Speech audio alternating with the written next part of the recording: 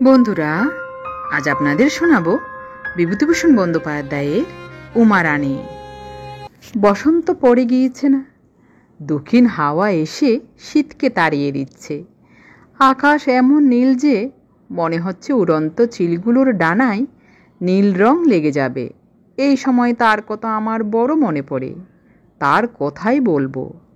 Medical college থেকে বার হয়ে প্রথম দিন কত গভর্নমেন্টের চাকরি নেবার বৃথা চেষ্টা করবার পর যে মাসে আমি একটা চা বাগানের ডাক্তারি নিয়ে গৌহাটিতে চলে গেলুম, সেই মাসেই আমার ছোট বোন শৈল শ্বশুরবাড়িতে কলেরা হয়ে মারা গেল। এই শৈলকে আমি বড় ভালোবাসতুম। আমার অন্যান্য বোনেদের সঙ্গে ছেলেবেলায় অনেক মারামারি করেছি, কিন্তু শৈলর গায়ে আমি কোনো দিন হাত তুলিনি। শৈলর বিয়ে হয়েছিল যশোর জেলার একটা পাড়া গায়ে। শৈল কখনো সে গ্রামে যায়নি।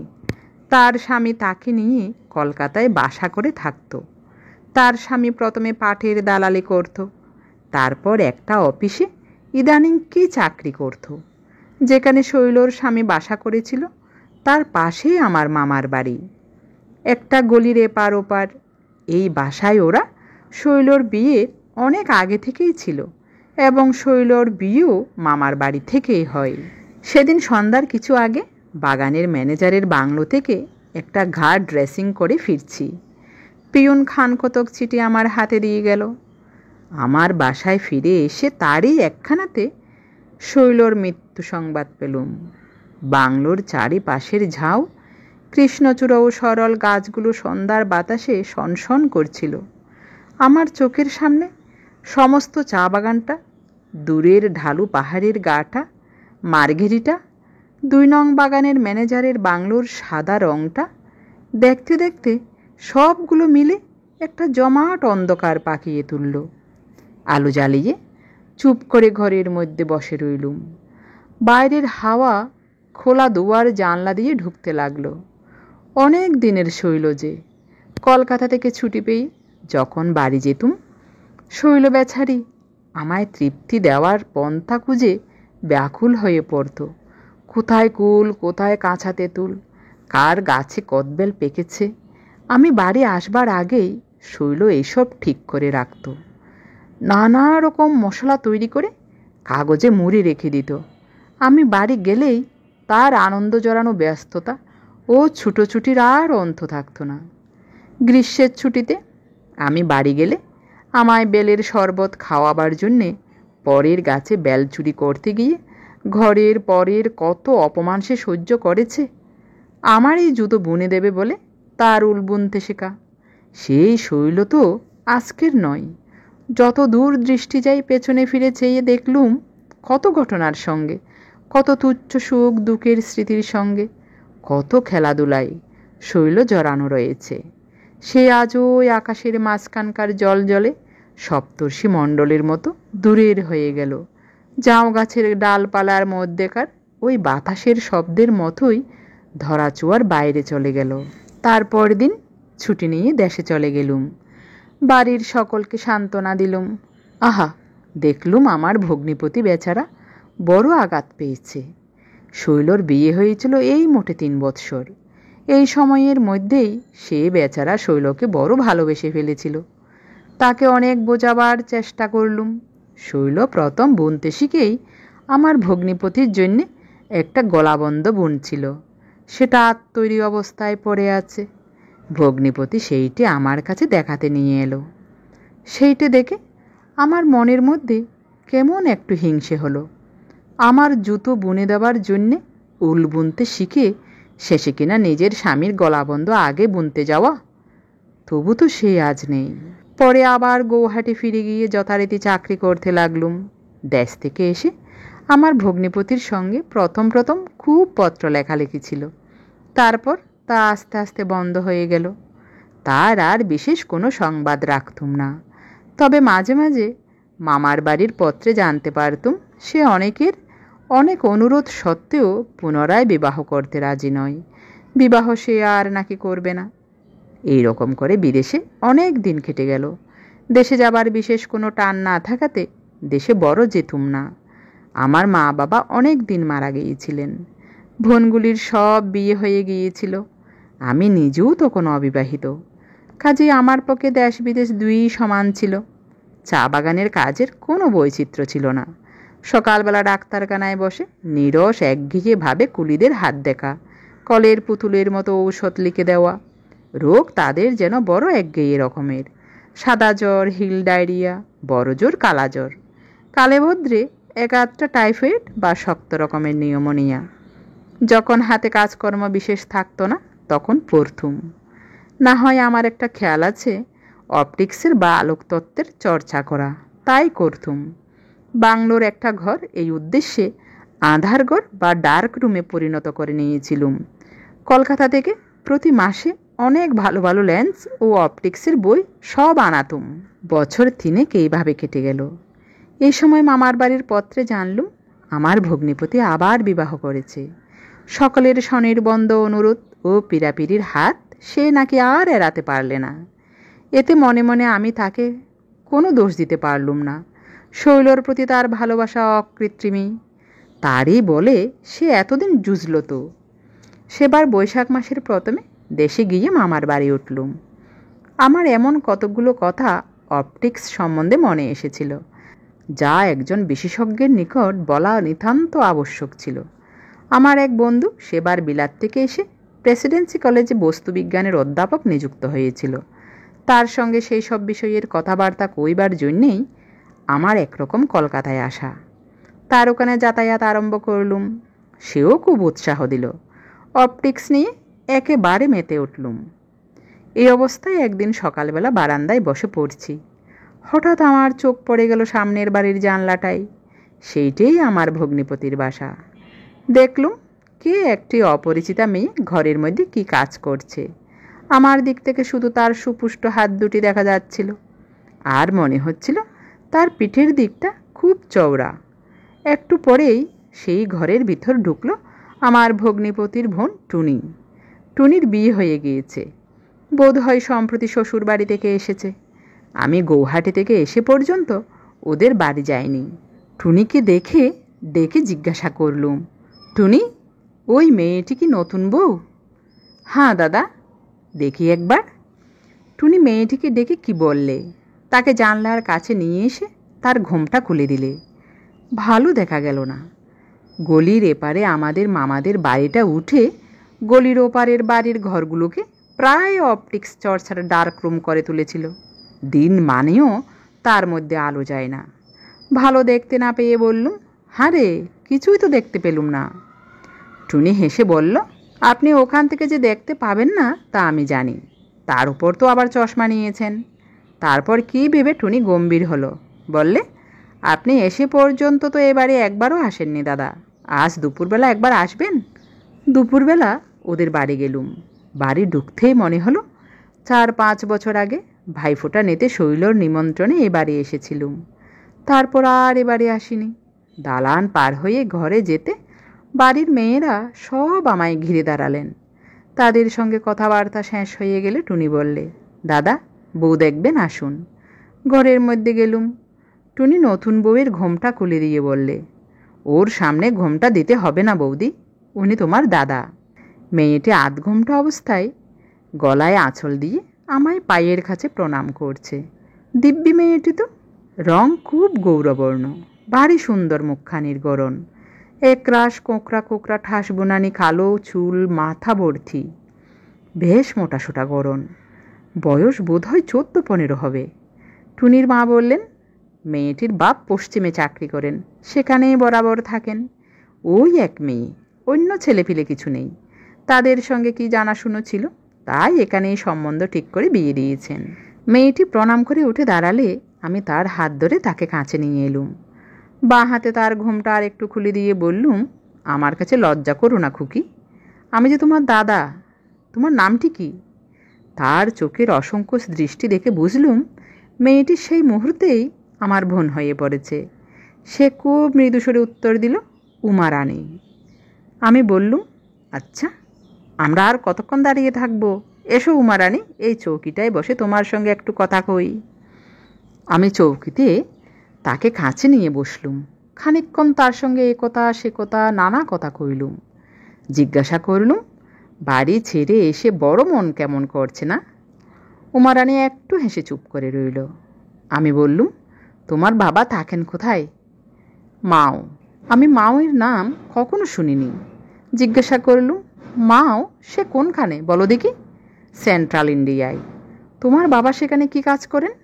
কমিসারিয়েটে চাকরি করেন। তোমার আর কোনো ভাই বোন নেই? না, আমার পর আমার আরেক বোন হয়, সে আতুরেই মারা যায়, তারপর আর হয়নি। বাড়ি ছেড়ে অনেক দূরে এসেছে। ভাবলুম হয়তো বাপ মায়ের কথা বলতে মেয়েটির মনে কষ্ট হচ্ছে। কথার গতি ফিরিয়ে দেবার জন্যে জিজ্ঞাসা করলুম, তুমি লেখাপড়া জানো উমারানী? আমি সেখানে মেয়েদের স্কুলে পড়তাম। বাংলা পড়া হতো না বলে বাবা ছাড়িয়ে নেন। তারপর বাড়িতে বাবার কাছে পড়তাম। বাংলা বই বেশ পড়তে পারো? পারি।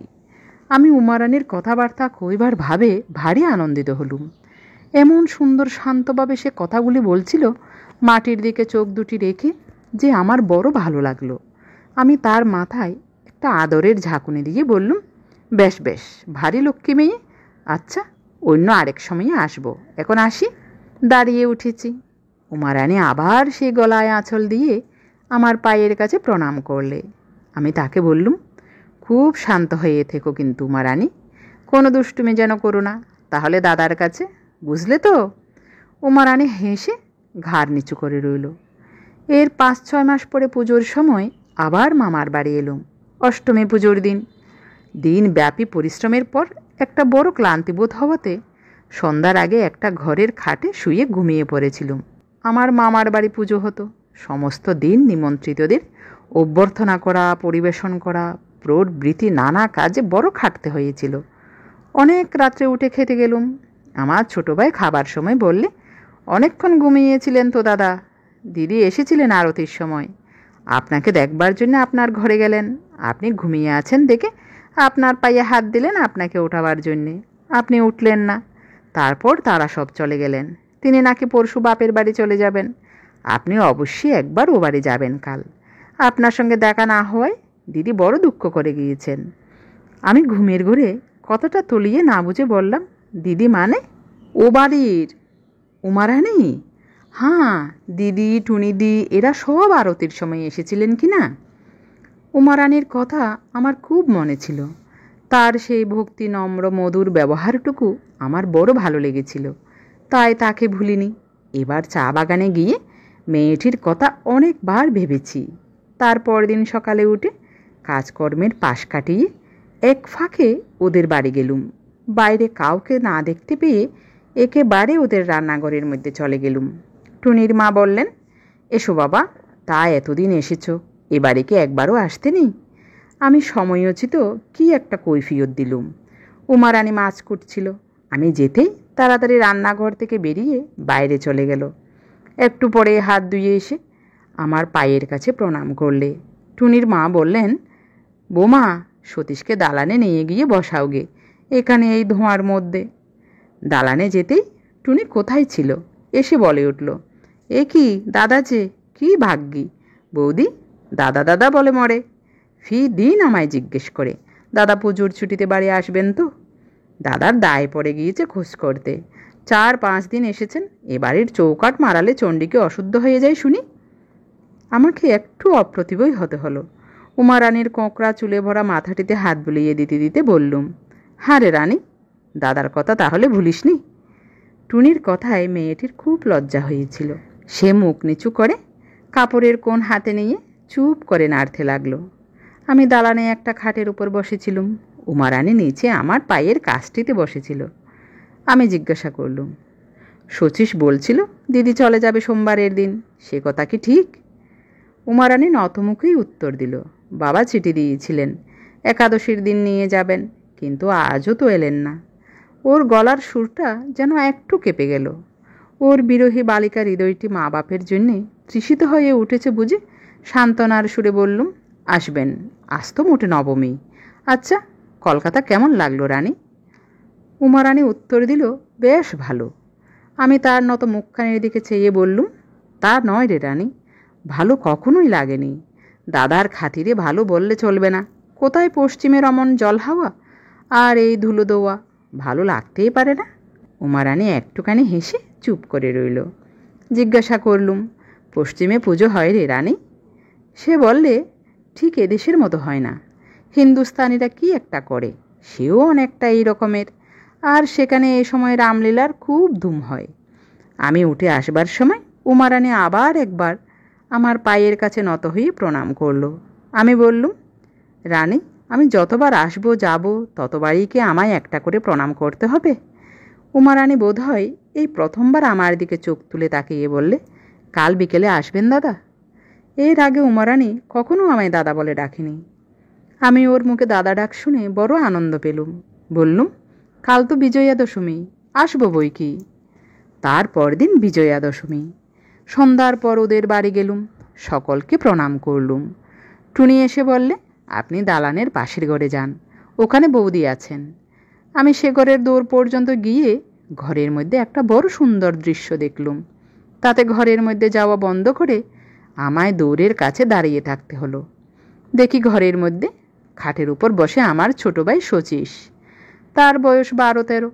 তার পাশে উমারানী দাঁড়িয়ে খাটের পাশে একটা টেবিলের উপরকার একখানা রেখাবি থেকে খাবার নিয়ে শচীশের মুখে তুলে দিয়ে তাকে খাওয়াচ্ছে। ওদের দুজনকারই পেছন আমার দিকে। এমন কোমল স্নেহের সঙ্গে উমারানী শচীশের কাঁধের উপর তার বাঁ হাতটি দিয়ে স্নেহময়ী বড় দিদির মতো আপন হাতে তার মুখে খাবার তুলে দিচ্ছে যে আমার মনে হলো আজ শৈল বেঁচে থাকলে সে এর বেশি করতে পারত না। উমারানীর প্রতি এতদিন অনুভূত একটা স্নেহরসে আমার মন সিক্ত হয়ে উঠল। আমি খানিকক্ষণ দৌড়ের কাছে চুপ করে দাঁড়িয়ে থেকে ঘরের ভিতর ঢুকে পড়ে উমারানীকে বললুম, লুকিয়ে লুকিয়ে ছোট ভাইকে খাওয়ালে শুধু হবে না, দাদাকে কি খেতে দিবি রে রানী? বেচারি উমারানীর মুখ লাল হয়ে উঠল লজ্জায়। সে এমন থতমত খেয়ে গেল হঠাৎ, খামকাজে এত প্রণাম করে আজ বিজয়ার প্রণাম করতে সে ভুলে গেল। একটা কি কথা অস্পষ্টভাবে 12 বলে সে মাথা নিচু করে রইল। আমি তার দিকে চেয়ে চুপ করে দাঁড়িয়ে রইলুম। আজ যে তাকে ধরে ফেলেছি, তার ভাই বোন বিহীন নির্জন প্রাণটি কিসের জন্যে তৃষিত হয়ে আছে তা যে আজ বার করে ফেলেছি। আজ অনুভব করছিলুম জগতের মধ্যে ভাই বোনের একটু স্নেহ পাবার জন্যে ব্যাকুল এমন অনেক হৃদয়কে আজ আমি আমার বড় ভাইয়ের উদার স্নেহ ছায়াতলে আশ্রয় দিয়েছি।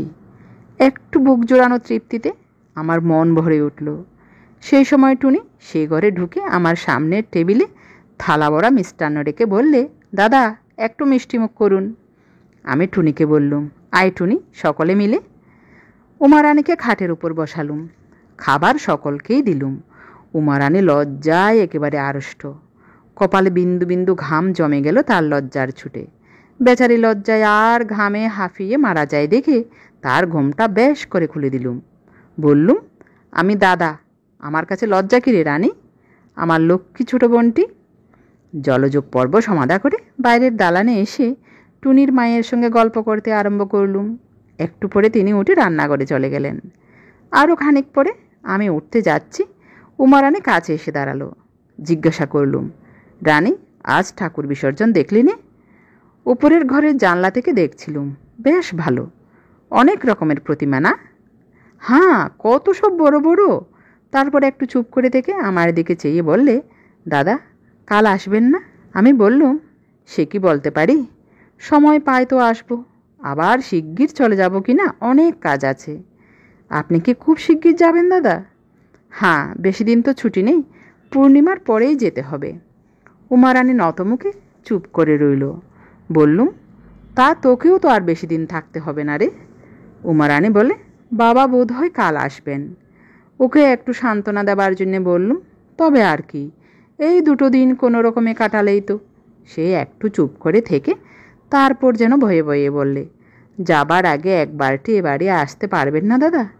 বললুম, খুব খুব, আসবো বই কি, নিশ্চয়ই। এর 6-7 দিন পর গুয়াহাটি রওনা হলুম। এই কদিন নানা কাজে ব্যস্ত হয়ে চারিদিকে ঘুরতে হয়েছিল।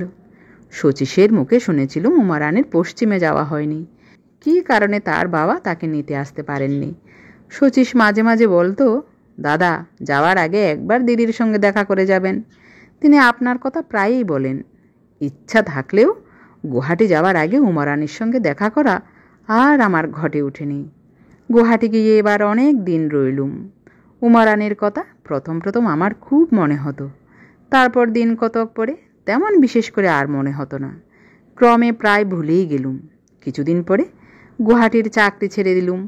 শিলচর, দার্জিলিং, নানা চা বাগান বেড়ালুম। দু একটা হাসপাতালেও কাজ করলুম।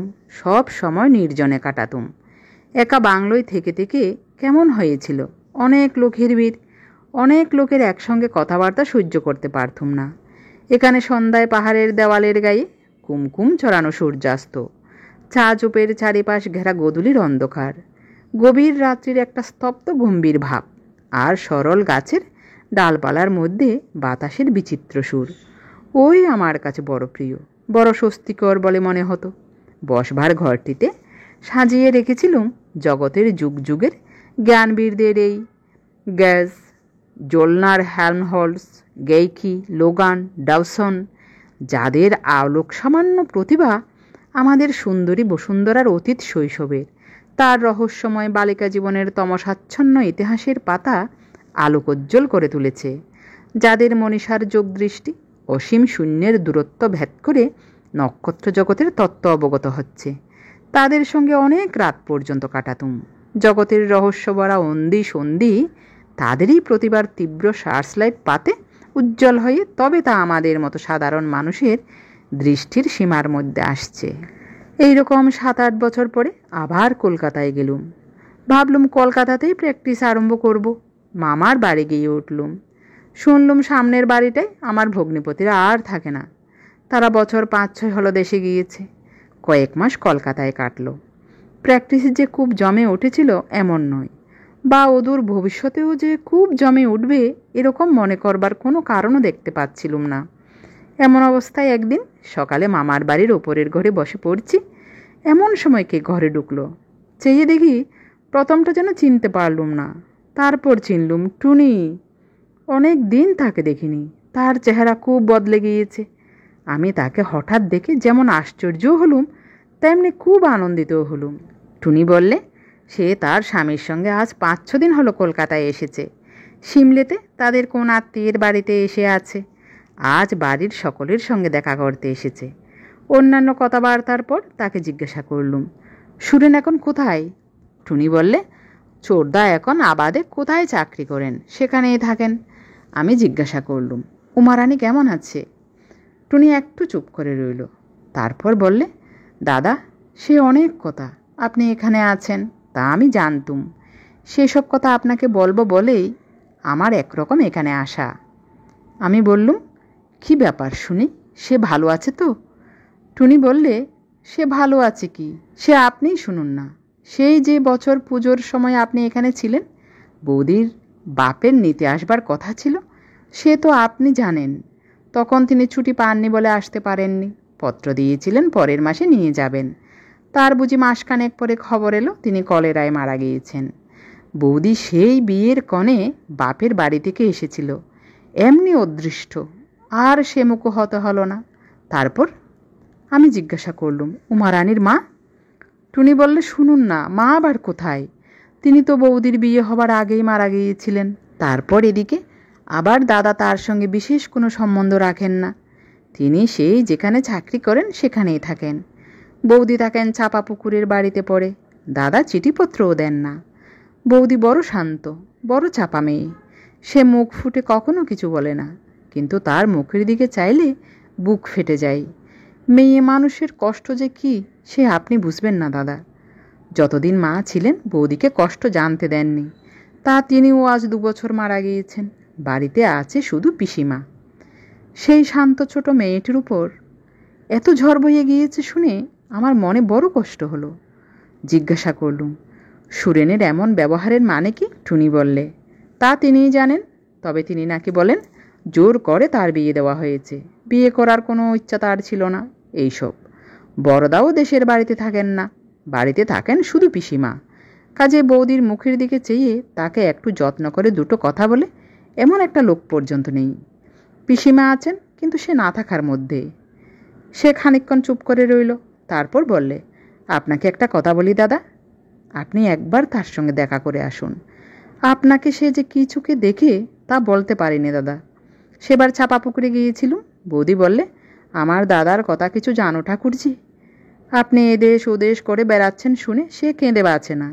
মাঝে মাঝে যখনই তার কাছে গিয়েছি, আপনার কথা এমন দিন নেই যে সে বলেনি। বলে, ভগবান আমার ভাইয়ের অভাব পূর্ণ করেছেন দাদা আর শচীশকে দিয়ে। এখনও পর্যন্ত ফি চিঠিতেই আপনার খোঁজ নেই। তা বড্ড পোড়া কপালি সে। কারুর কাছ থেকে কোনো স্নেহই কোনো দিন সে পেল না। আপনার পায়ে পড়ি দাদা, আপনি তাকে একবার গিয়ে দেখা দিয়ে আসুন। আপনি গেলে সে বোধহয় অর্ধেক দুঃখ ভুলে। ছাদের আলিশার ওপর থেকে রোদ নেমে গেল। পাশের বাড়ির চিলছাদের ওপর বসে একটা কাক একঘেয়ে চিৎকার করছিল। আমি জিজ্ঞাসা করলুম, সুরেন কি মোটেই বাড়ি যায় না? টুনি বললে, সে একরকম না যাওয়ায় দাদা, বছরে হয়তো দুবার, তাও গিয়ে 1-8 দিন থাকেন। তারপর অন্যান্য 1-8টা কথাবার্তার পর টুনি চলে গেল। সেদিন বিকেলে সেনেট হলে একজন বিখ্যাত বৈজ্ঞানিকের বক্তৃতা ছিল। তিনি ক্যামব্রিজ থেকে এসেছিলেন আমাদের বিশ্ববিদ্যালয়ে বক্তৃতা দিতে। বক্তৃতার বিষয়টি ছিল যেমনি চিত্তাকর্ষক, বক্তৃতার অর্থাংশ ও বক্তার যুক্তিপ্রণালী ছিল তেমনই দুর্বোধ্য। আরম্ভ হবার সময় ছাত্রের দলে হল ভরা থাকলেও ব্যাগতিক বুঝে বক্তৃতার মাঝামাঝি তারা প্রায় সরে পড়েছিল।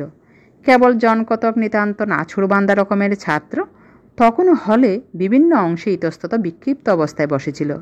বক্তা খ্যাতনামা অধ্যাপক, রয়্যাল সোসাইটির ফেলো। তার ব্যাখ্যার মৌলিকতার মোহে সকলেই তার বক্তৃতায় অত্যন্ত আকৃষ্ট হয়ে পড়েছিল। বিশ্ববিদ্যালয়ের বিশেষ পোশাক পরা সৌম্যমূর্তি ঋজুদেহ অধ্যাপককে সত্যদ্রষ্টা ঋষির মতো বোধ হচ্ছিল। বক্তৃতা শুনতে শুনতে কিন্তু আমার মন ভেসে যাচ্ছিল বক্তৃতার বিষয় থেকে অনেক দূর। কলকাতা ইট পাথরের রাজ্য থেকে অনেক দূর আমার অভাগিনী বোনটি যেখানে নিঃসঙ্গে জীবনযাপন করছে সেখানে। মাঝে মাঝে হলের খোলা দোয়ার দিয়ে জ্যোৎস্না ওঠা বাইরের দিকে চেয়ে থাকতে থাকতে উমারানির বালিকা মুখখানি বড় বেশি করে মনে পড়ছিল। আর মনে পড়ছিল তার সেই মিনতি ভরা দৃষ্টি। অনেক দিন পরে বাবাকে দেখতে পাবার জন্যে তার সে করুণ আগ্রহ। তার আগ্রহ ভরা দাদা ডাকটি অনেক দিন পরে আবার বড় মনে পড়ল। ভাবলুম, সত্যি কারোর কাছ থেকে কোনো স্নেহ কখনো সে পায়নি। আজ বিজ্ঞানের গভীর তত্ত্বকথার রস আমার স্নায়ুমণ্ডলী বেয়ে সমস্ত দেহে যখন পুলক ছড়িয়ে দিচ্ছে, তখন আমার মনের উন্নত আনন্দের অবস্থার সঙ্গে আমার অভাগিনী স্নেহবঞ্চিতা বোনটির নির্জন জীবনের অবস্থা কল্পনা করে আমার মন কেঁদে উঠল। বাইরের জগতে যখন এত বিচিত্র স্রোত বয়ে যাচ্ছে, তখন সে কি ঘরের কোণে বসে দিনরাত চোখের জলে ভাসবে? জগতের আনন্দ বার্তা তার কাছে বহন করে নিয়ে যাবার কি কেউ নেই? বাইরে যখন এলুম তখন গোলদিঘির জলের উপর চাঁদ উঠেছে, কিন্তু ধোয়া ভরা আকাশের মধ্য দিয়ে জ্যোৎস্নার শুভ্র মহিমা আত্মপ্রকাশ করতে পারত না। আমার মস্তিষ্ক তখন বক্তৃতার নেশায় ভরপুর। পুকুরের জলের ধারে সবুজ ঘাসের মাঝে মাঝে মরশুমি ফুলের ক্ষেতগুলো আমার চোখের সামনে এক নতুন মূর্তি ধরেছে। কিন্তু ত্রয়োদশীর অমন বৃষ্টি দেওয়া জুঁই ফুলের মতো জ্যোৎস্নাও ধোয়ার জাল কাটিয়ে বাইরে আসতে না পেরে ব্যর্থতার দুঃখে কেমন বিবর্ণ হয়ে গেছে লক্ষ্য করে আমার একটা কথাই কেবল মনে হতে লাগলো, এই জ্যোৎস্না, এই ফুলের ক্ষেত, এই ত্রয়োদশী, এবারকার মতো সব মিথ্যে, সব ব্যর্থ। ও জ্যোৎস্না প্রতীক্ষায় থাকুক সেই শুভরাত্রির, যে রাতে আকাশ ভরা সার্থকতা ওকে বরণ করে নেবে। ফোটা ফুলের ঘন সুগন্ধের মধ্য দিয়ে, তরুণ তরুণীদের অনুরাগ নম্র দৃষ্টি বিনিময়ের মধ্য দিয়ে, গভীর রাতের নীরবতার কাছে পাপিয়ার আকুল আত্মনিবেদনের মধ্য দিয়ে। বাড়ি এসে ভাবতে ভাবতে এতদিন নানা কাজের ভিড়ে আমার যে বোনটিকে আমি হারিয়ে বসেছিলাম, তারই কাছে স্নেহের বাণী বয়ে নিয়ে যেতে আমার প্রাণ ব্যাকুল হয়ে উঠল। এর কয়েকদিন পরে কলকাতা ছেড়ে বার হলুম উমারানির কাছে যাব বলে। শীত সেদিন নরম পড়ে এসেছে। ফুটপাত বেয়ে হাঁটতে হাঁটতে দক্ষিণ হাওয়া অতর্কিতভাবে গায়ের উপর এসে পড়ে উৎপাত শুরু করে দিয়েছে।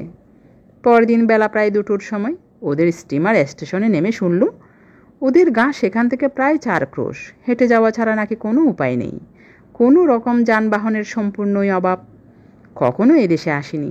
জিজ্ঞাসা করতে করতে পথ চলতে লাগলুম। কাঁচা রাস্তার দুধারে মাঠ, মাঝে মাঝে লতাপাতায় তৈরি বড় বড় ঝোপ। কোনো কোনো ঝোপের তাজা সবুজ ঘন বুনানি মাথা আলো করে ফুটে আছে সাদা সাদা মেঠে আলুর ফুল। মাঠে মাঠে মাটির ঢেলার আড়ালে ঝুপসি গাছে দ্রোণ ফুলের খই ফুটে আছে। মাঠ ছাড়ালে গ্রামের মধ্যে দিয়ে যেতে মাটির পথের উপর অভ্যর্থনা বিছিয়ে রেখেছে রাশি রাশি সজনে ফুল। গ্রামের হাওয়া আমের বোলের আর বাতাবি লেবু ফুলের গন্ধে মাথাল। বুনো কুলে আর বৈচি গাছের বনে কোনো কোনো মাঠ ভরা। পরন্ত রোদে গাছপালার তলায় বনঝোপের মধ্যে ফাঁকা জায়গায় ছোট ছোট পাখির দল কিচকিচ করছে মাঝে মাঝে। কোনো কোনো জঙ্গলের কাছ দিয়ে যেতে যেতে কোনো অজ্ঞাত বনফুলের এমনি সুগন্ধ বেরোচ্ছে যে তার কাছে খুব দামি এসেন্সের গন্ধও হার মানে। পায়ের শব্দ পেয়ে শুকনো পাতার রাশির উপর খসখস শব্দ করতে করতে দু একটা খরগোশ কান খাড়া করে রাস্তার এপাশের ঝোপ থেকে ওপাশের ঝোপে দৌড়ে পালাচ্ছে। মাঠের মাঝে মাঝে দূরে দূরে শিমুল ফুলের গাছগুলো দক্ষিণ হাওয়ার প্রথম স্পর্শেই আবেশবিধুরা তরুণীর মতো রাগ রক্ত হয়ে উঠেছে। অনেকগুলো গ্রাম ছাড়িয়ে যাওয়ার পর একজন দেখালে মাঠ ছাড়িয়ে এবার পড়বে চাপাপুকুর। গ্রামের মধ্যে যখন ঢুকলুম তখন গ্রামের পথ অন্ধকার হয়ে গিয়েছিল। আশপাশের নানা বাড়ি থেকে পল্লী লক্ষ্মীদের সাজের শাকের রব নিস্তব্ধ বাতাসে মিলিয়ে যাচ্ছিল। কোন ঘরটি আলো করে আছে আমার স্নেহের বোনটি? কোন গৃহস্থের আঙিনার আধার আজ দূর হয়ে উঠল তার সেবা চঞ্চল চরণের শান্ত মধুর ছন্দে? রাস্তার মধ্যে এক জায়গায় কতকগুলো ছেলেকে দেখতে পেয়ে তাদের কাছে জিজ্ঞাসা করতে তাদের মধ্যে একজন বললে, আসুন, আমি সে বাড়ি আপনাকে পৌঁছে দিচ্ছি। খানিক রাস্তা এগিয়ে গিয়ে সে পাশের একটা সরু পথ বেয়ে চলল। তারপর একটা বড় পুরনো বাড়ির সামনে গিয়ে বললে, এই তাদের বাড়ি। আপনি একটু দাঁড়ান, আমি বাড়ির মধ্যে বলি। একটু পরে একজন বৃদ্ধাকে সঙ্গে নিয়ে এসে বাড়ির মধ্যে থেকে বার হয়ে এলো। বৃদ্ধাকে বললে, ইনি কলকাতা থেকে এসেছেন জ্যাঠাইমা। আপনাদের বাড়ি কোথায় জিজ্ঞেস করাতে আমি ও পাড়া থেকে নিয়ে আসছি। বৃদ্ধা আমার দিকে একটু এগিয়ে এসে আমায় ভালো করে দেখে জিজ্ঞাসা করলেন, তোমায় তো চিনতে পারছি না বাবা, কোন জায়গা থেকে তুমি আসছো? আমি আমার নাম বললুম, পরিচয় দিতেও উদ্যত হলুম। বৃদ্ধা বলে উঠলেন যে আমায় আর পরিচয় দিতে হবে না। আমার আসা যাওয়া নেই বলে তিনি কখনো আমায় দেখেননি, তাই চিনতে পারছিলেন না। আমি বাইরে এসে দাঁড়িয়ে আছি, এতে তিনি খুব দুঃখিত হলেন। আমি কেন একেবারে বাড়ির মধ্যে গেলুম না? আমি তো ঘরের ছেলের বাড়া, আমার আবার বাইরে দাঁড়িয়ে ডাকাডাকি কি ইত্যাদি। তার সঙ্গে বাড়ির মধ্যে ঢুকলুম। কেবল মনে হতে লাগলো 8 বছর। আজ 8 বছর পরে কি জানি উমারানী কেমন আছে, সে কেমন দেখতে হয়েছে। আজ সম্পূর্ণ অপ্রত্যাশিতভাবে আমায় দেখে সে যে আনন্দ পাবে, সে আনন্দের পরিমাণ আমি একটু একটু বুঝছি। আমার বুকের তারে তার প্রতিধ্বনি গিয়ে বাজছে। আজ এখনই তার স্নেহমধুর ক্ষুদ্র হৃদয়টির সংস্পর্শে আসব। তার কালো চুলে ভরা মাথাটিতে হাত বুলিয়ে আদর করতে পারবো। তার মিষ্টি দাদা ডাকটি শুনবো। কথা ভেবে আনন্দে আমার মনের পাত্র ছাপিয়ে পড়ছিল। দেখলুম এদের অবস্থা একসময় ভালো ছিল, খুব বড় বাড়ি। এখন সব দিকে ভাঙা ঘরদোর, দেওয়াল ফেটে বড় বড় অশ্বত্থ চারা উঠেছে। বাইরের উঠান পার হয়ে ভেতর বাড়ির উঠানের দরজায় পা দিয়েই বৃদ্ধা বলে উঠলেন, ও বোমা, বার হয়ে দেখো কে এসেছে। কে পিসিমা? বলে প্রদীপ হাতে সে ওদিকের একটা ঘর থেকে বার হয়ে এলো। অস্পষ্ট আলোয় দেখলুম তার মুখখানি আধ গোমটা দেওয়া। ঘোমটার পাশ দিয়ে চুলগুলো অসংযতভাবে কানের পাশ দিয়ে কাঁধের উপর পড়েছে। পরনে আধ ময়লা শাড়ি, চেহারা রোগা রোগা এক হারা। এই সেই উমারানী। তাকে দেখে প্রথমেই আমার মনে হলো সে আগের চেয়ে অনেক রোগা হয়ে গেছে, আর মাথায়ও অনেকটা বেড়ে গিয়েছে। কয়েক সেকেন্ড উমারানী আমায় চিনতে পারলে না। তারপরেই যেন হাঁপিয়ে বলে উঠল, দাদা। অন্য কোনো কথা তার মুখ দিয়ে বেরুলো না। প্রদীপটা কোনো রকমে নামিয়ে রেখে সে এসে আমার পায়ের ওপর উপুর হয়ে পড়ল। আমি তাকে ওঠালুম। তার মুখে দেখলুম এক অপূর্ব ভাব। মনে হলো আনন্দ, বিস্ময়, আশা, অভিমান সব ভাবের রঙগুলো একসঙ্গে গুলে তার প্রতিমার মতো মুখেকে মাখিয়ে দিয়েছে।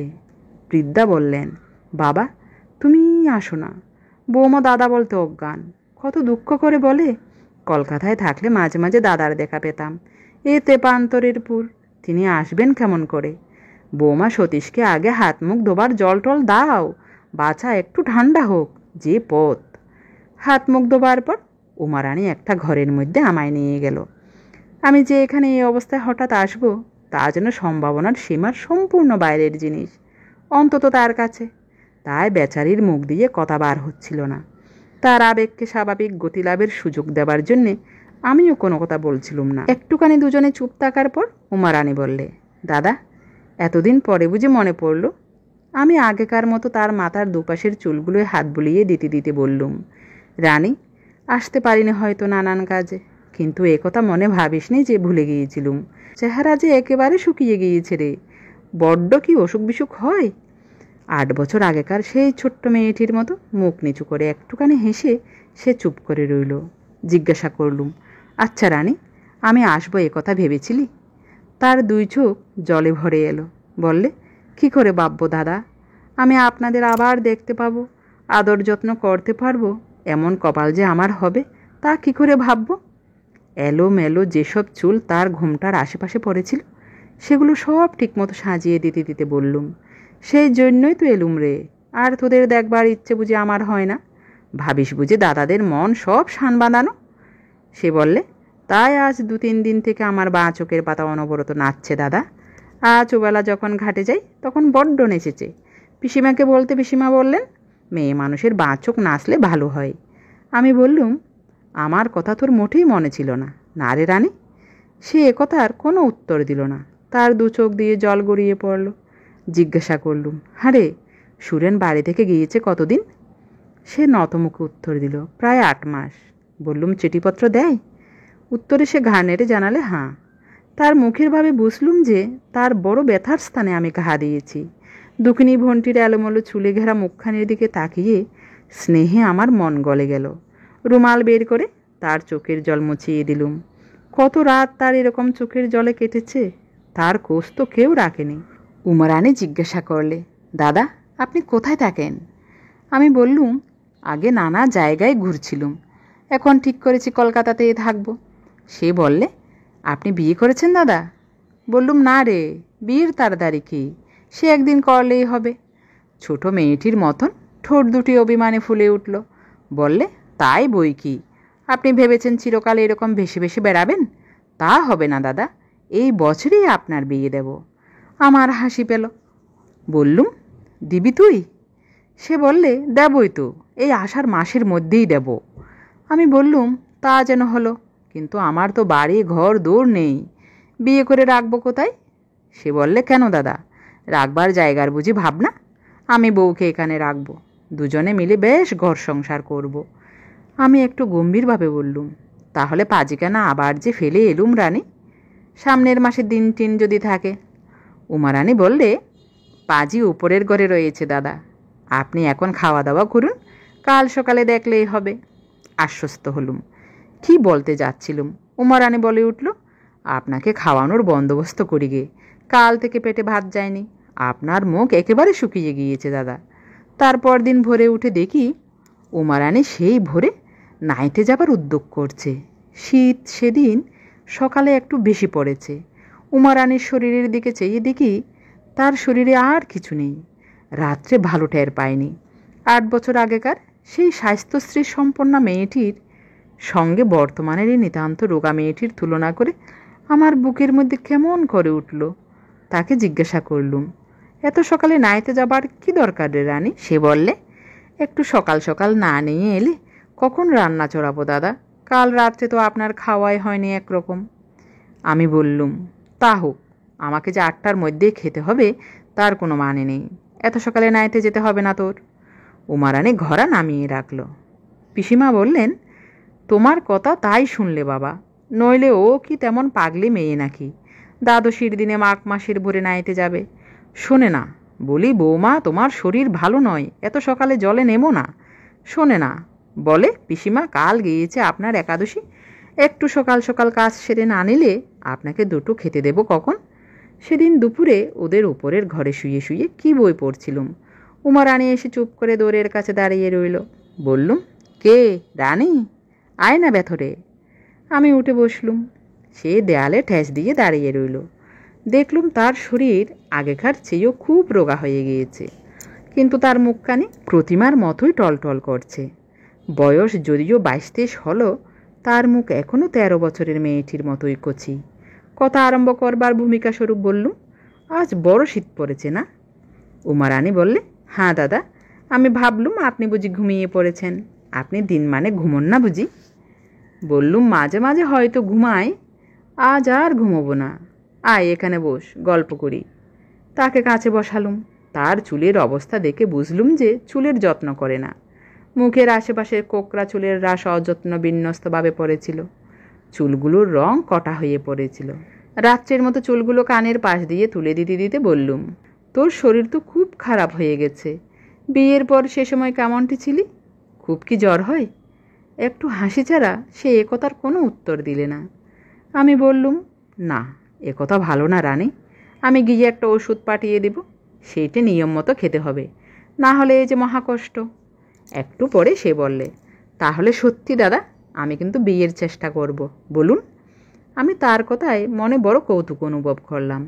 এই অবোধ মেয়েটা জানে না যে সে এমনি একটা প্রস্তাব উত্থাপন করে বসেছে, যাকে কার্যে পরিণত করা তার ক্ষুদ্র শক্তির বাইরে। বললুম, বকিস নে রানী। খানিকক্ষণ হয়ে গেল, সে আর কথা কয় না দেখে পেছন ফিরে দেখি ছেলে মানুষে হঠাৎ ধমক খেলে যেমন বর্ষাহারা চোখে তাকায়, তার চোখে তেমনি দৃষ্টি। মনে হলো একটা ভুল করেছি। উমা রানী সেই ধরনের মেয়ে যারা নিজেকে জোর করে কখনো প্রচার করতে পারে না, পরের ইচ্ছার সঙ্গে ইচ্ছা মিলিয়ে দিয়ে স্রোতের জলের শেওলার মতো যারা জীবন কাটিয়ে দিতেই অভ্যস্ত। স্নেহ সুখে সে আবোল তাবোল বকছিল। এর সঙ্গে অত্যন্ত সতর্ক হয়ে ব্যবহার করতে হবে। বাতাস লজ্জাবতী লতার সঙ্গে যতটা সতর্ক হয়ে চলে তার চেয়েও। কথাটা যতটা পারি সামলে নেবার জন্য বললুম, তোর যদি সত্যি সত্যি বিয়ে দেওয়ার ইচ্ছে থাকতো তাহলে তুই পাজিকানা আনতিস। দিন কোন মাসে আছে না আছে সেগুলো সব দেখতে হবে তো, না শুধু শুধু তোর কেবল বকুনি। উমা রানীর মুখ উজ্জ্বল হয়ে উঠল। সেই ভয় ভয় দৃষ্টিটা কেটে গেল। আমার কথার মধ্যে সে আমার বকুনির একটা কারণ খুঁজে পেল। বোধহয় বিয়ে করবার জন্যে নিতান্ত উৎসুক দাদাটির উপর তার একটু কৃপাও হলো। সে বললে, পাজি আপনাকে দিয়ে আজ দেখিয়ে নেব। সে তো ভেবেই রেখেছি দাদা, আপনি বসুন, আমি ও ঘর থেকে পাজিকানা নিয়ে আসি। দালানের ওপাশে একটা ঘর ছিল। উমা রানী সেই ঘরটার মধ্যে উঠে গেল। সেই সময় পিসিমা নিচে থেকে ডাক দিলেন, বোমা নেমে এসো, বেলা গেল, চালগুলো আবার কুটতে হবে তো।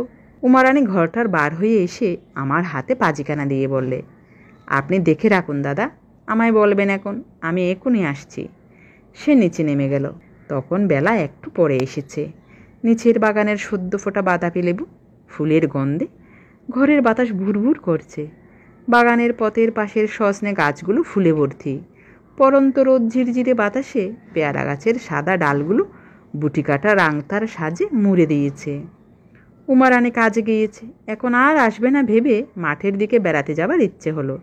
উঠতে গিয়ে লক্ষ্য করলুম খাটের পাশে একটা কাঠের হাত বাক্স রয়েছে। সেটা অনেক কালের, রং ওঠা, তাতে চাবির কলটাও নেই। সেই কাঠের বাক্সটার ডালা করলুম, দেখি তার মধ্যে কতকগুলো টাটকা তোলা লেবু ফুল, কতকগুলো গাঁদা ফুল, আর কতকগুলো শুকনো ঘেঁটু ফুল। ফুলগুলোর তলায় একটা আধময়লা ন্যাকড়ায় যত্ন করে জড়ানো কি জিনিস। ন্যাকড়ায় এমন কি জিনিস যার সঙ্গে এতগুলো ফুলের কার্যকারণ সম্পর্ক? এটা নির্ণয় করতে কৌতূহলবশত ন্যাকড়ার ভাঁজ খুলে ফেলে দেখলুম তার মধ্যে খান কতক খামের ছিটি। ছিটিগুলোর উপর উমা রানীর নামের ঠিকানা লেখা, হাতের লেখা ভগ্নিপতি সুরেনের। তার পোস্ট অফিসের মোহর দেখে বুঝলুম চিঠিগুলো 5-6 বছরের পুরনো। একখানা কেবল 1 বছর আগে লেখা। কৃপণের ধনের মতো উমা রানী যার পুরনো চিঠিগুলো এমন সযত্নে রক্ষা করেছে, তার মধুর হৃদয়ের স্নেহচ্ছায়া গহন জ্যোতিবনে যার স্মৃতির নীরব আরতি এমনি দিনের পর দিন প্রতি সকাল সাঁঝে চলছে, কেমন সে অবাকা দেবতা যে এই উপাসনা মন্দিরের ধূপ গন্ধকে এড়িয়ে চিরদিন বাইরে বাইরেই ফিরতে লাগলো। মাঠ থেকে বেরিয়ে যখন আসি তখন সন্ধ্যা হয়ে গিয়েছে। ওদের রান্নাঘরে আলো জ্বলছে। আমার পায়ের শব্দ শুনে উমা রানী বললে, দাদা এলেন? আমি উত্তর দেবার পূর্বেই সে হাসি মুখে রান্নাঘর থেকে বার হয়ে এলো। বললে, দাদা বুঝি আমাদের দেশ বেরিয়ে বেড়াচ্ছেন? কোন দিক দিয়ে বেরিয়ে এলেন? নদীর ধারে বুঝি? তারপর সে বলল, দাদা আপনি রান্নাঘরে বসবেন, আমি আপনার জন্য পিঁড়ি পেতে রেখেছি। পিসিমা বললেন, বৌমার যত অনাচ্ছিষ্টি, এখানে বাছাকে ধোয়ার মধ্যে বসিয়ে রাখা। আমি বললুম, আমার কোনো কষ্ট হবে না, এখানে বসি পিসিমা। রান্নাঘরের মধ্যে গিয়ে বসলুম। উমা রানী খাবার তৈরি করে রেখেছিল, আমায় খেতে দিল, তারপর কাজ করতে বসে গেল। দেখলুম সে অনেকগুলো চালের গুঁড়ো, ময়দা ইত্যাদি উপকরণ নিয়ে উৎসাহের সঙ্গে পিঠে তৈরি শুরু করেছে। পিসিমা খুবই বৃদ্ধা, তিনি কাজকর্ম বিশেষ কিছু করতে পারেন না। খাটতে সবটাই হচ্ছিল উমা রানীর। রোগা মেয়েটার অবস্থা দেখে বড় কষ্ট হলো। ভাবলুম কেন অনর্থক পিঠে করতে বসে মিথ্যে কষ্ট পাওয়া। সেবার আনন্দে উমারানি যা করতে বসেছে তার বিরুদ্ধে কোনো কথা বললুম না অবশ্য। জিজ্ঞাসা করলুম, রানী, আমায় পিঠে করতে শিখিয়ে দিবি? উমারানির বড় লজ্জা হলো। মুখটি নিচু করে সে বলল, দাদা, আমরা বেঁচে থাকতে পিঠে খাওয়ার ইচ্ছে হলে আপনাকে কি পিঠে গড়ে নিতে হবে যে আপনি পিঠে করতে শিখবেন? পিসিমা বললেন, না, তোমার দাদার পিঠে খাবার ইচ্ছে হলে এই 7 লঙ্কা পাড়ি দিয়ে এসে তোমার এখানে খেয়ে যাবেন। উমারানি চুপ করে রইল। আমি বললুম, তা কেন পিসিমা? ও আরেক উপায় বার করেছে, শোনেননি বুঝি? পিসিমা বললেন, কি বাবা? আমি বললুম, ও এই আষাঢ় মাসের মধ্যেই ওর দাদার বিয়ে দেবে। পিসিমা বললেন, তা বৌমা ঠিক কথাই বলেছে বাবা। এত বড়টি হয়েছ, আর কি বিয়ে না করা ভালো দেখায়? সংসারী হতে হবে তো। উমারানি বলে উঠল, ভালো কথা দাদা, দিন তখন তো আর দেখা হলো না পাঁজিতে। আমি আর উপরে যেতে পারলুম না। অবশ্যই করে বলবেন খাওয়ার পর রাত্রে। আমি বললুম, বলবো রে, বলবো।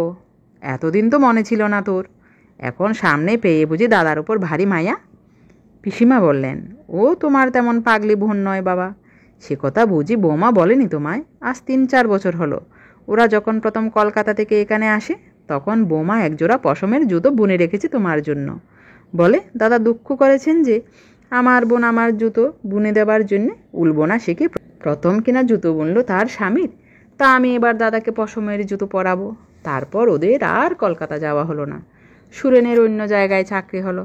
তুমিও আর কখনো এদিকে আসোনি। কাল তুমি আসতেই বোমার যে আহ্লাদ!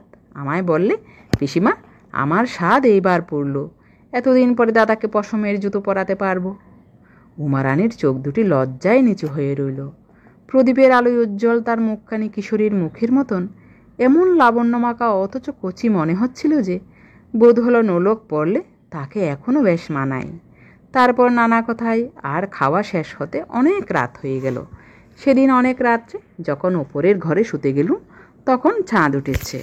গভীর রাতের মৌন শান্তি সেদিন বড় করুণ হয়ে বাজল আমার মনে। আজ অনেকক্ষণ উমারানির নিকট বসে থেকে একটা জিনিস বেশ বুঝতে পেরেছি। উমারানির থাইসিস হয়েছে। মৃত্যুর শান্ত ললাটে তার তিলক পরিয়ে ওকে বরণ করে রেখেছে। শিগগির ওকে বেরিয়ে পড়তে হবে অনন্তের পথের তীর্থযাত্রায়। উমারানি 1 গ্লাস জল দিতে আমার ঘরে ঢুকলো। জল নামিয়ে রেখে বললে, কই দাদা, সে পাজিখানা?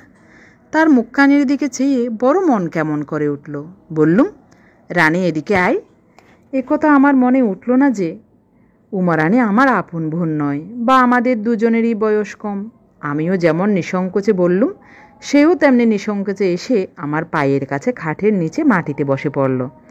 8 বছর আগের মতো আজও ওকে আদর করে তার বিদ্রোহী চুলগুলো কানের পাশ দিয়ে তুলে দিতে দিতে বললুম, রানী, জুতোর কথা কে বলেছিল রে তোকে? উমারানি অসীম নির্ভরতার সঙ্গে ছোট্ট মেয়েটির মতো খাট থেকে ঝোলানো আমার পায়ের উপর তার মুখটি লুকিয়ে রাখলে। ওরে, স্নেহ যদি রোগ সারানোর ওষুধ হতো তাহলে আমি বড় ভাইয়ের স্নেহ তোকে শিশি ভরে দাগ কেটে ডাক্তারি ওষুধের মতো দিয়ে যেতুম। আমার প্রশ্নের কোনো উত্তর তার কাছ থেকে পেলুম না। কেন পেলুম না তাও একটু পরেই বুঝলুম। একমাত্র লোক যে ওই জুতোর কথা জানে বা যার কাছে আমি এক সময় এ কথা বলেছিলাম সে হচ্ছে সুরেন। সুরেনই বোধহয় বিয়ের পর কোনো সময় উমারানিকে এ কথা বলে থাকবে। বড় ভাইয়ের কাছে ছোট বোনটি তো আর সে কথা বলতে পারে না। বললুম, রানী, একটা কথা জিজ্ঞাসা করি। টুনি বলছিল, মানে সুরেন কি ঠিক চিঠিপত্র দেয়, বাড়ি টাড়ি আসে? উমারানি বড্ড জড়সড়ো হয়ে গেল। আমার কথার কোনো উত্তর দিল না, মুখও তুলে নিলে না। আগের মতো আমার পায়ের উপর মুখটি লুকিয়ে চুপ করে রইল। অনেকক্ষণ কেটে গেল। তারপর বুঝলুম সে কাঁদছে। তাকে সান্ত্বনা কী বলে দেব ঠিক বুঝতে পারলুম না। শুধু তার মাথার চুলগুলোর উপর পরম স্নেহে হাত বুলিয়ে দিতে লাগলুম। বেশি দিন না রে সোনার বোনটি, বেশি দিন না, তোর মেয়াদ ফুরিয়ে এসেছে। ব্যর্থ নারী হৃদয়ের রুদ্ধ আবেগ পরম নির্ভরতার সঙ্গে তার দাদার বুকে নিঃশেষে ঢেলে দিয়ে যখন সে নিচে শুতে নেমে গেল, চাঁদের আলোর তলার ঘুমন্ত বাতাস সজনে ফুলের মিষ্টি গন্ধে তখন স্বপ্ন দেখছে। এর 2-3 দিন পরে তাদের ওখান থেকে চলে আসবার জন্য প্রস্তুত হলাম। এর আগেই চলে আসতুম, কলকাতায় অনেক কাজ ছিল আমার। কিন্তু উমারানির করুণ মিনতি এড়াতে না পেরে কিছু দেরি হয়ে গেল। কাপড় পরে তৈরি হয়েছি। উমারানি কাঁদো কাঁদো মুখে নিকটে এসে দাঁড়ালো। আমায় বললে, আবার কবে আসবেন দাদা? বললুম, আসবো রে, আবার পুজোর সময় আসবো। সে বললে, সে যে অনেক দিন। না দাদা, আপনি আষাঢ় মাসে রথের সময় আসবেন। আমাদের এখানে রথের বড় জাঁকজমক হয় দাদা। আর আমি কিন্তু আপনার বিয়ে দেবই এই বছরে।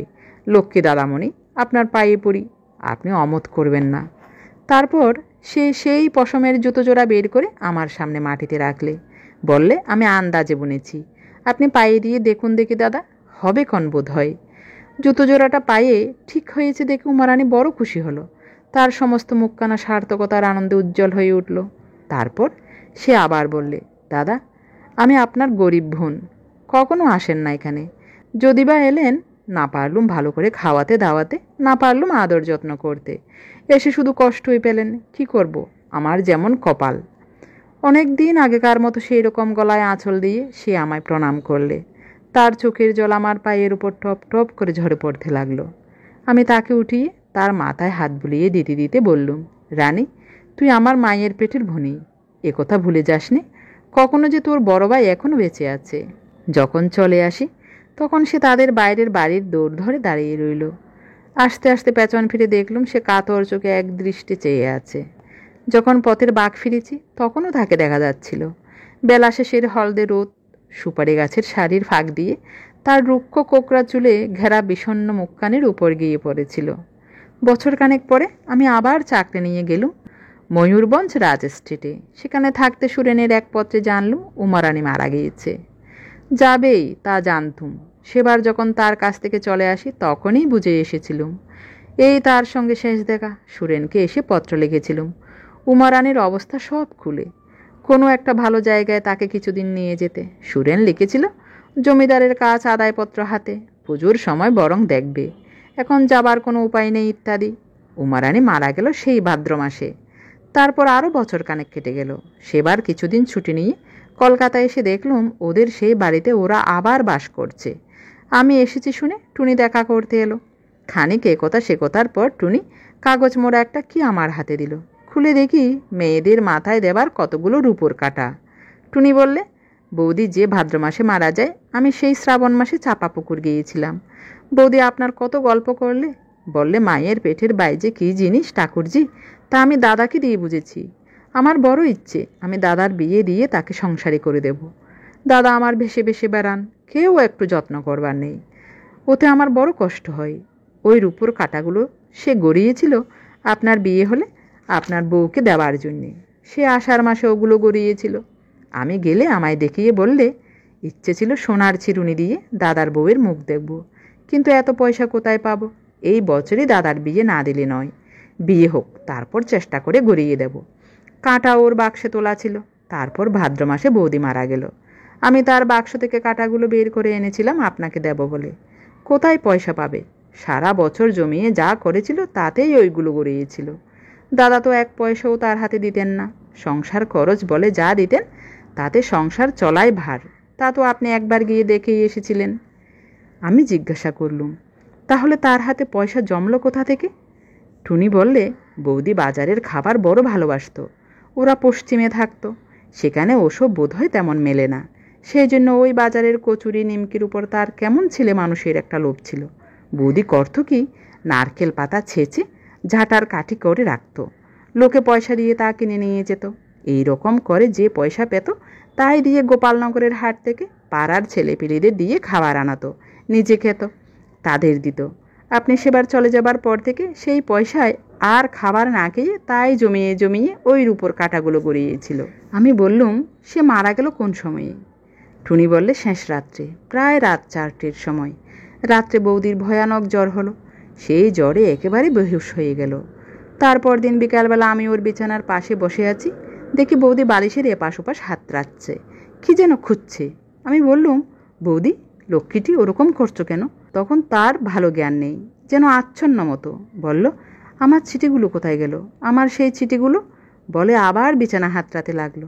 দাদা বিয়ের পর প্রথম যেসব চিঠি তাকে লিখেছিলেন সে সেগুলো যত্ন করে ওর বাক্সে তুলে রেখেছিল। আমি তা জানতুম। আমি সেগুলো বাক্স থেকে বের করে নিয়ে এসে তার আঁচলে বেঁধে দিলুম। তখন থামে। তারপর সেই রাত্রে এসে মারা গেল।